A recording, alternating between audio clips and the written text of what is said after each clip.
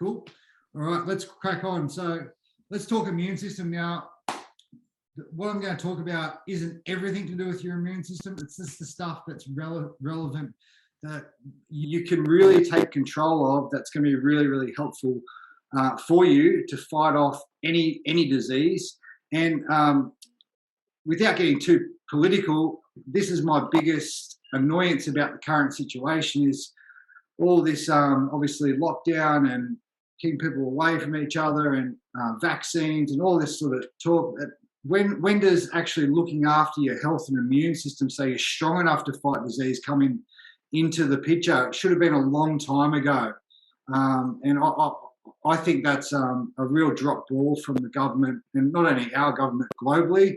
And so I think taking some personal responsibility is really important, especially considering the fact that most people are dying because of underlying health factors that they can control. And that's the truth about it, okay? So here's some really key things that you guys can control. And if you can take control and your families can take control, you're a lot better chance of staying healthy and keeping everyone healthy around you. So in no particular order, sleep firstly. If you're not sleeping 7 to 9 hours, and I don't sleep 7 to 9 hours, but that is the gold standard.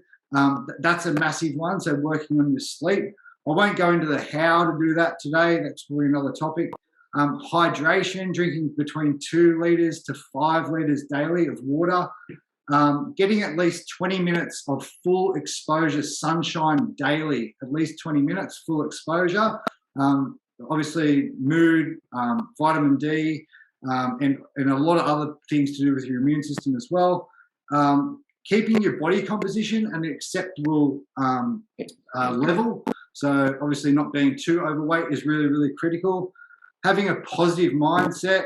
There's been lots of studies about that and immunity. And so being a positive person has a massive impact on your immune system.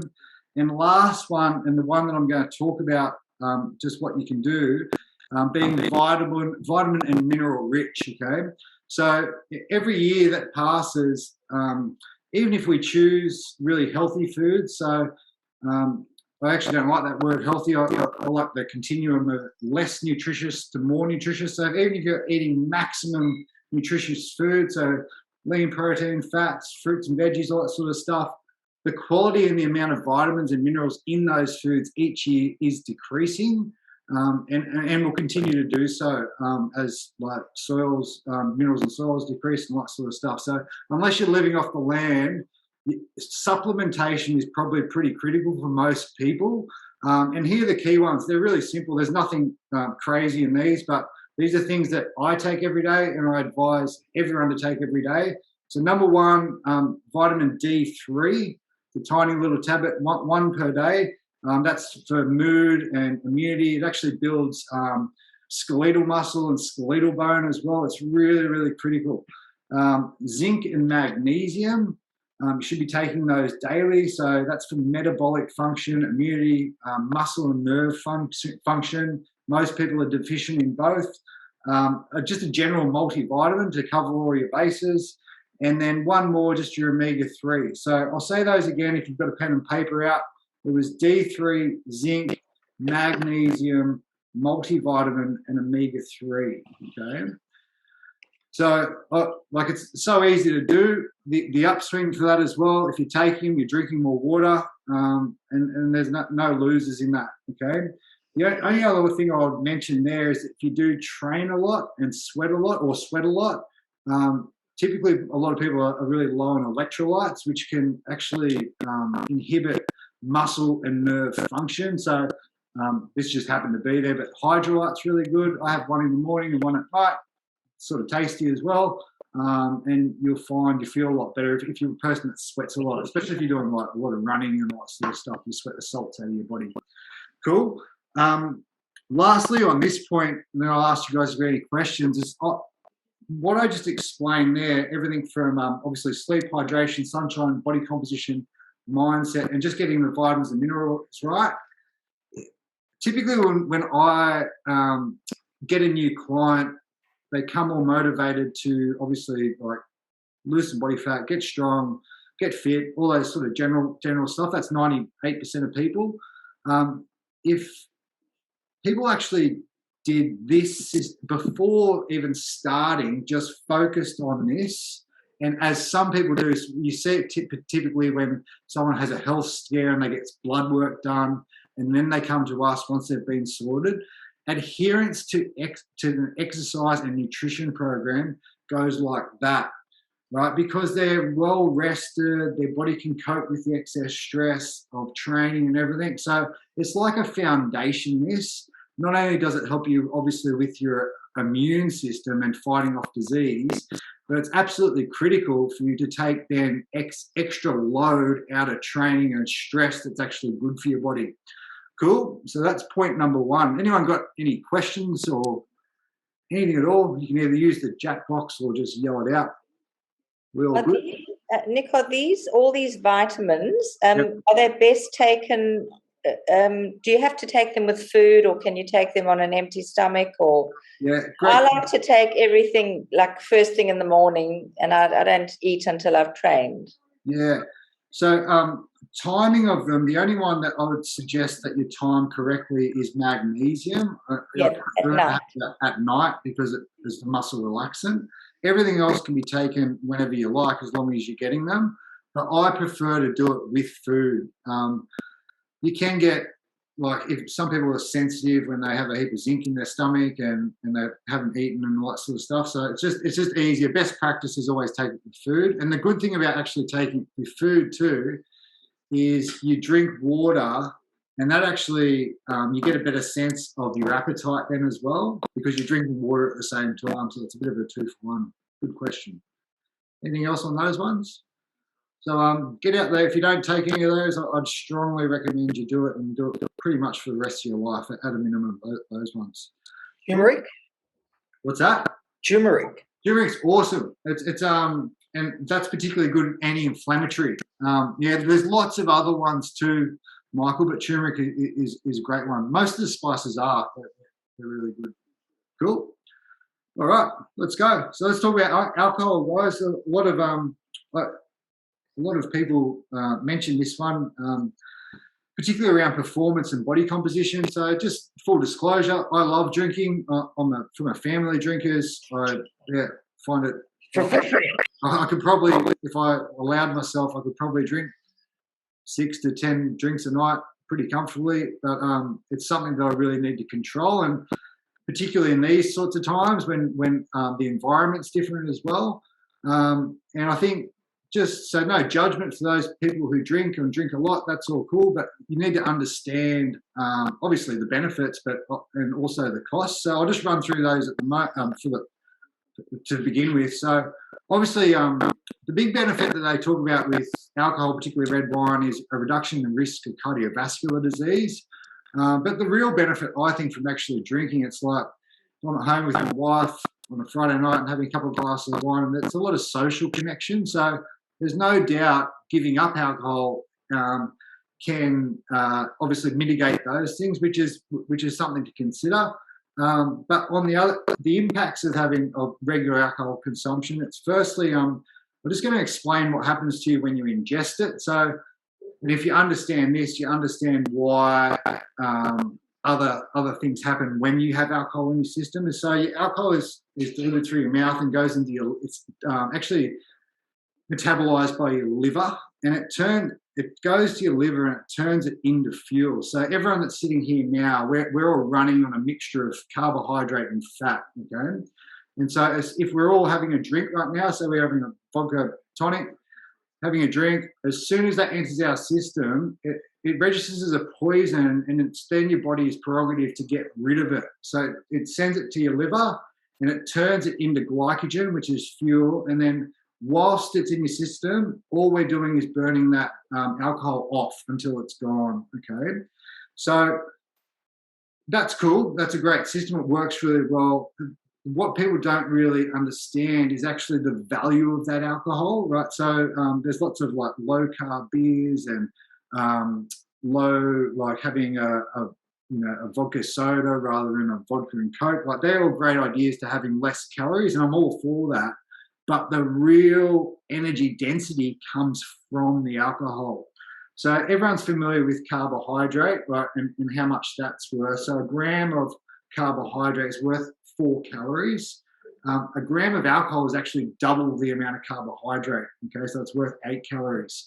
So most of it's not only is it obviously easy to drink and easy to consume with calories, it's highly calorie dense. So that's why it stays in your system for so long, because as it's your metabolism which burns it, okay? And it's not going to burn anything else until it's gone, right? So carbohydrate, protein, fat will stay stationary until the alcohol's gone out of your system. Okay, so with that, just say we're drinking right now, that what happens if you ingest something? Say you have like a salmon salad, something really healthy, that your body actually turns all that into fat. Usually there's nutrition partitioning, which means that it'll give up some to use as fuel for that moment. But whilst alcohol in the system, it has it's predetermined to go into your fat stores, okay? And then the third thing that happens is obviously most people's appetite increases, okay? So that means as far as body composition, that's why when people generally just cut out alcohol and nothing else, they start to lose weight. Because the value of the alcohol, it's more than just the calories, it's the other stuff that happens during it as well when you're ingesting it, okay? So the only other thing about performance is sleep, okay? So there's no obviously you don't perform well when you're drunk, but if you've had drinks the night before and you go for a run the next morning, not too many, there's no real evidence to say it's like high performance, low performance, but it's the effect that it has on your sleep. So you have different stages of sleep, and when you're drinking, your body finds it really hard to get into stage 3 and 4. And what happens in those stages, there's lots of things that happen, but it's the main thing is that's when most of your hormones, your good hormones, are produced. So things like growth hormone, adrenal hormone, sex hormones, they're all produced in those stages. And your body, you know, when you've had too much to drink, you have a sleep and you wake up and you don't really feel, you've been asleep for 8 hours, but it doesn't feel like you've really slept. It's because you don't get deep enough, okay? And so consistently having alcohol in your system then disables these hormones to be produced at optimum levels. And then over time, you're more tired, you don't recover, and performance is a problem then, okay? So the best thing to do about alcohol is obviously drink, but be aware of the costs of it, especially if you've got something to do with, like, you're trying to run marathons or if you're trying to lose body fat. It's pretty hard to do that well and at a performance level, but also at a body composition level when you're having regular amounts of alcohol. So the common thought is that for most people, to lose weight, if it's weight loss is the goal, sort of 5 to 7 drinks a week would be sort of the maximum that they could have and still maintain a caloric deficit. For me, I can't, if I'm trying to lose body fat, I can't drink at all because my habits go so bad when I drink that any deficit I've created during the week goes out the window on a Friday night. Cool. So that's the down low on booze. Any questions there? Yes, Nick. Yes, sir. Why is it you invite me to come to the gym, but you don't invite me to come for a drink? Mate, you're more than welcome whenever you would like. I'm devastated. Hey? Devastated. I'm good at that. I'm better at that than at the gym, actually, Michael. So Good for you. All good, guys? Yes. Yep, sweet. Okay, so last one, team. This is the big one. So the topic here is motivation, habits, routines. It's a big one. Okay, so like I said, this is probably, if I was going to give you all the information that I know, probably around about 10 hours of content, but I'm just going to give you the really important stuff. So first one, and this will make more sense after I go through the content, but I want you to think about this, is that any physical change, change in behavior, changes in body shape, changes in patterns or habits, always comes from a change in thinking first. Always, all right?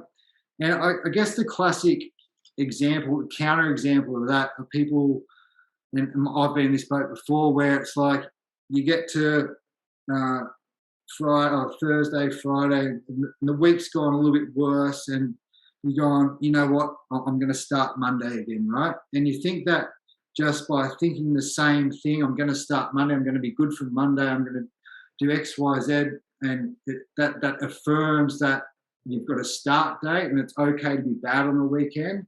But that pattern of thinking, that same pattern has existed for 20 years or 30 years, right?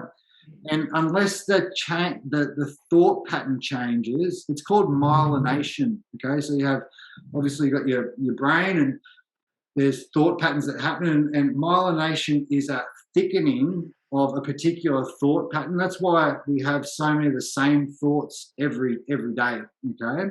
And so for you to actually change, you need to change the way you think, okay? The second point I want to say, just on motivation generally, is that people, that's a really common question, is how do I become more motivated? And the answer to that is everyone has the same amount of motivation all the time.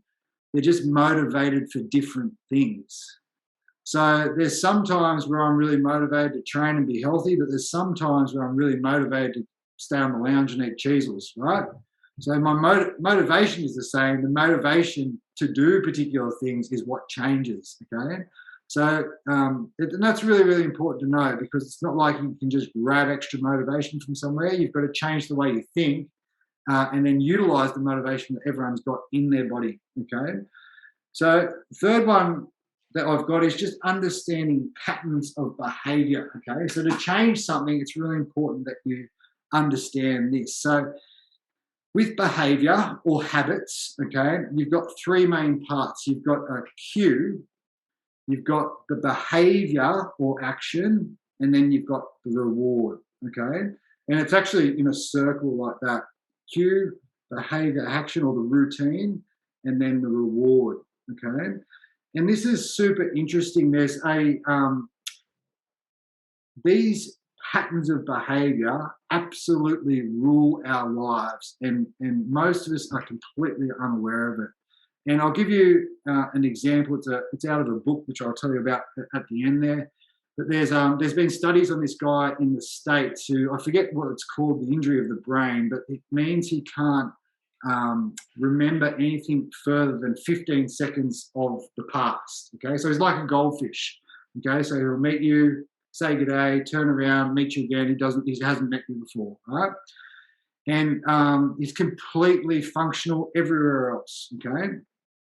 So if you took this man and you just put him out in like a kilometre away from his home, he just would not know where he is or what to do. The interesting thing, though, if they keep this guy in his same routine, so he wakes up, his alarm clock goes off, he gets up, he goes and brushes his teeth, he goes from brushing his teeth to the kitchen, he does X, Y, and Z. From the kitchen, he goes and puts his clothes on, he goes to the shops. He can actually do his whole day and get back to bed with no assistance, right? And so that's totally subconscious, based on cue, behavior, reward. So our whole lives are dominated by these circles, and we don't really think about them too much, okay? And the hormone that's controlling all this is dopamine, okay? And dopamine is that feel-good hormone, and it's actually released on the cue, okay? And so I'll give you an example of practically of what all this means, okay? So I get into work quite early when the studio's open, and then I do my day, right? And I pack my food and whatever, go in there, and I'm always pretty healthy at work. And I'm on my way home, I pick up my daughter, right? And at no point do I feel like, I'm going to eat chocolate or whatever. I'm just excited about seeing my daughter. I get my daughter, and we get her from the daycare, bring her home. As soon as we walk up the stairs, I've got a little bag. She's in front of me. I put the bag down. I have this need to go to the cupboard, right? And my daughter, like, it's probably because I'm preparing her food, I get her a snack or something like that. but I haven't felt like eating crap yet on this day until right now. And the urge is so strong, right? And so that was my cue, right? And then dopamine got released. The behavior then for me would be like, while I'm making it, grab some biscuits and a bit of cheese, and I'll start there and whatever. And then what is the reward? Well, the reward, if deep down, because I'm not really that hungry, it's probably relaxation at the end of the day. Does that make sense? Like, and that's my pattern. Now, it's funny, there's actually really easy ways to break this. If you've got a cycle that you want to change, all you need to do is change the cue. So if I came home, and I've done this, I came home with my daughter, we stayed down, we didn't go upstairs, stayed downstairs, and I simply got out of my clothes, jumped in the shower and put a new set of clothes on. I don't have the same feeling as I do when I walk up the stairs because the pattern is broken, right? And that's really, really powerful. If you've got, particularly if you've got ingrained, another classic one for me is like driving home on that Friday night. It's the reward is the relaxation thing. It's about eating pizza and beer and watching footy and relaxing. Like that is the reward that I get. But if I change my routine on the way home, I don't feel those same things, right? So that's super powerful and something that you can use. I'll stop there. Any questions about that? No, all good. So I'll just tell you that 2 books about that, Atomic Habits. There's thousands of books, but 2 best ones of recent are Atomic Habits and The Power of Habit. Both explain that and a lot more in detail. So if you're actually really keen to start new habits, change old habits, understanding that pattern and a range of other stuff as well, particularly around pleasure and pain, that's really, really, I'd suggest you jump in there. Cool. So just 2 more things, and then I'll see if there's any question, guys. So as far as creating a new habit, there's 2 really simple things that you can do. So you're trying to create a new one. So the first one, I'll use the gym example. Just say I've got a non-exerciser starting at the gym, and people who want to start a new habit, they have high motivation, right? So they've obviously, maybe they've got some external pain or something going on and their motivation is spiked to change, right? And so they're really motivated to start. And we see this at the gym all the time. I'm ready to start. Tell me what to do. And they'll come in and they don't have a habit of exercise, but they force a habit on that's way outside their comfort zone. So the key is to pick some of the smallest amount. So like I struggle with being consistent with meditation. And the key for being more consistent with meditation is not expecting to do 20 minutes at a time, is to be happy with doing 60 seconds. And it's the same with if you're starting an exercise habit. If your goal is to train 5 times a week, and you're not doing anything, start 3 times a week for 10 minutes maximum. Like, don't do anything else than that, and then add a little bit after it until it becomes a habit. So the key thing with habit formation is actually making the entry point really easy. Whereas most people, when they try to create a new habit, they're coming off really high motivation and they're going, I'm going to do X, Y, and Z. And no habit can be created by that because it's too far away from where they normally are, okay? The second one that's really helpful is actually habit stacking, okay? So what's an example here? Say my meditation as well. Say I'm not in the pattern of meditation. I attach that pattern to something that I already am in the pattern of. So for instance, I brush my teeth every night. Then after I brush my teeth, as soon as I finish, I start the meditation. I just sit on the lounge, do my 60 seconds, right? And that will get you in the pattern of meditation after around about 2 months, okay? If you do that every time, the smallest amount, and then that will be its own routine, okay? So we already have all these routines that we do in our lives. Just pick the one that you want to associate with and do it straight after, and you'll pick it up as long as the entry point is small, okay? Cool. Last one on this, motivation, habits, routine. I've written here is stop trying to be perfect. Okay, so progress, not perfection. So that's really cliche, but it's 100% true. I always think about it like this with health and fitness. It's interesting. The best analogy for me is like if I was going to see a financial planner, right? And say myself, I go, financial planner, you're an expert in creating wealth. Can you help me create some wealth, right? And he or she would say, okay, let's have a look at what your income and your expenditure is without emotion, right? They'd list out what I'm earning and list out all the things I'm spending money on. And then he'd work out a program where I could earn more and save less and then invest that, right? It's no different with health and fitness, except we have all this emotion tied to it. And so if you could do this one simple thing, is write down with 100% accurately what you're actually eating and what your expenditure is as far as like steps and exercise on a regular basis, and just look at it without any judgment of yourself, you will start to work out, is that what I do on Friday, Saturday night, is that really worth what the impact it's having on my health? Does that make sense? It's just like when you go through someone's bank statement for the first time. Like sometimes I help some of the guys out with like saving money and all that sort of stuff, and we go through it all, and they have no idea how much money they're spending on little things. It's exactly the same. It brings it into reality, and from there, you're not trying to be perfect. You're just trying to progress, okay? And it's through that process, you will get a lot of intrinsic motivation from just getting a little bit better each time, okay? Most people are really resistant to, say, calculating their food because they think it's anal and everything, but it's not. You're eating it anyway. It's got a value. You're just, do you have that knowledge or don't you have that knowledge? That's all it is.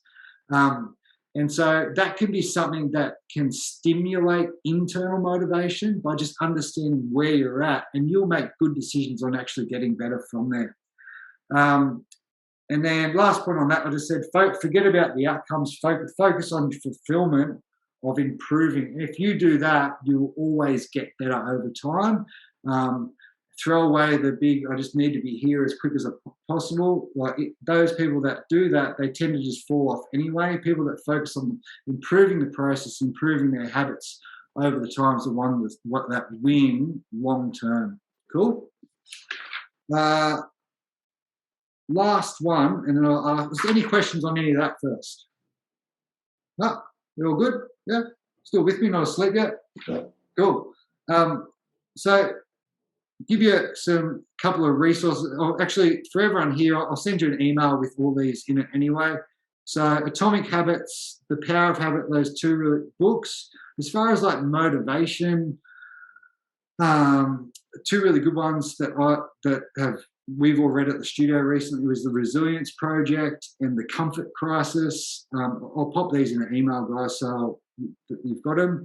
And something that you can listen to about all this stuff, particularly mindset, it's a really good podcast, is called The You Project by Craig Harper. He's a bit of a fitness legend, but he's a professional psychologist and that sort of stuff. Okay, so last thing, I'll open up for some questions. So based on all that, right, I'm going to tell you the most powerful routine you can create, and it's an easy one. A routine, a daily habit, that if you create this, well, everything we've talked about, there's so many things that it will incorporate, right? So that daily routine is one slow 20-minute walk in the sun per day with a bottle of water, okay? So what happens if you do that daily, okay? First, and also listening to one of the podcasts or books that I've recommended, and this is not exercise, right? You're dawdling around, looking at the trees, just in the zone, okay? This first thing, benefit, is you increase your step count, right? Second benefit, you've got sunshine, you've got that 20 minutes, vitamin D, all the immunity stuff like that. Third thing, you're going to change your mindset, by what you're listening to. So remember, you're going to have different thoughts. Different thoughts will lead to different behaviors. Fourth, because of the sunshine and direct sunshine into your eyes, it's going to reset your circadian rhythms, and so you're going to sleep better. Number 5, if you drink that bottle of water, you're going to be more hydrated. And number 6, if you're walking slowly, looking at trees, it's going to activate your parasympathetic nerve system, which is the nerve that is the relaxed nervous system, not the fight or flight one. So it's the one where all the anabolic hormones are produced. You're in a relaxed, calm state. That will help you sleep as well. So that one thing, if you do daily for the rest of your life, will probably change your life if you do it. Okay? That's all I got, guys. Would anyone like to fire any questions at me about anything? Must have got it all. I like the one where it's, eating food with alcohol. It turns it straight into fat. So are you saying, don't eat when you're drinking alcohol? Yeah. Eating is cheating. So it's really true. But what's interesting about that, if you think about it, yeah. And I'm a pig. When I am drinking, I just become a consumer, right? And so I'll drink too much, and then alcohol could be in your system for up to 12 hours the next day. And my diet is horrific for that 12 hours. And you think about all that food, that calorie density is going straight to your fat stores. So it's it's the only thing you can do is increase your metabolism to get rid of it, right? And so running, or as long as you're hydrated, there's no obviously that's a concern because you could be dehydrated, but increasing the metabolic rate is the only way to get rid of it before you eat. So it's just something you just got to be aware of it, right? And that's why most people have 20 drinks a week. It's not really possible to lose weight. Do you know what I mean? Unless they're not eating anything. Cool. Anything else? What do you think about this, guys? I'd like to do it sort of weekly. We'll let you guys maybe just feed back to me via email if that's easier. But I think it's a great idea. So do I. Sorry. What's that, Hazel? No, so do I. I think it's a great idea because it connects people, and No, it's really good. And if we can shoot a couple of topics through to you, Nick, to think about, that'd be great. 100%. And I'll just pick 2 or 3 or whatever. Yeah. And if I have to do some research, that's good for me as well. So don't be afraid. So let's lock it in for weekly. Wonderful. And please give me any feedback via email, good or bad. I'd like to add value for everyone. And obviously I'd like this to be, then as we go along, we'll have the lead up to the 4 and 4 program. So maybe if I get people in some really good routines, they want to take that on and have a crack at that when we reopen. Cool.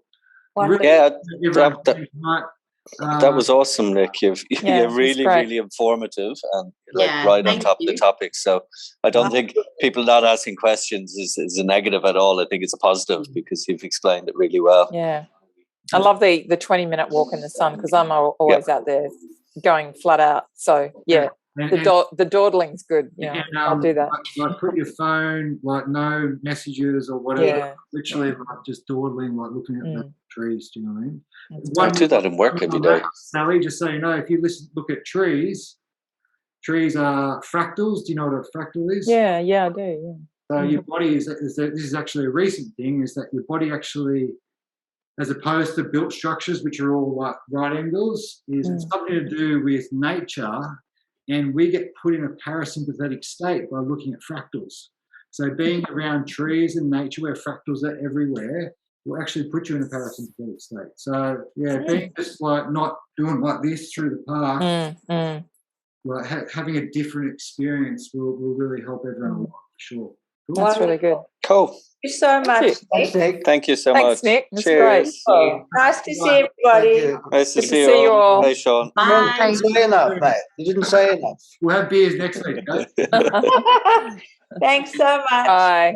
Bye. Bye. Bye.